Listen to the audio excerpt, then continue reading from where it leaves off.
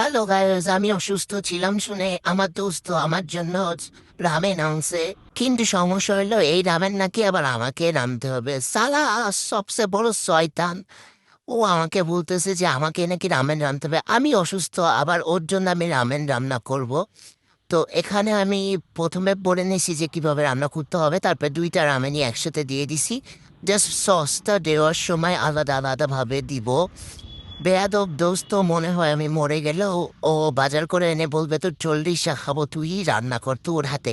দেন এখানে দুইটা ডিম পোস্ট করে নিয়েছিলাম, যেটা ছেঁড়া বেড়া হয়ে গেছে কারণ আমি অসুস্থ ছিলাম। এখানে নুডলসগুলা সিদ্ধ হয়েছে, দেন আমি চিজ পাউডার আর সসগুলা অ্যাড করতেছি। এখানে আমার দোস্ত বলতেছে আরো সস দে এর ভিতরে, কিন্তু আমি পুরাটা দেই নাই কারণ আমি জানি খেতে পারবে না। দেন ও আবার খাওয়ার সময় এক্সট্রা এক্সট্রা অ্যাড করে নিছে। তো যাই হোক, অনেক মজা ছিল। এটা যদি আরো সুন্দর করে অন্য কিছু অ্যাড করে খাওয়া যায় তা আরো ভালো লাগতো। আজকের মতো এতটুকুই ছিল, বিদায় বন্ধুরা।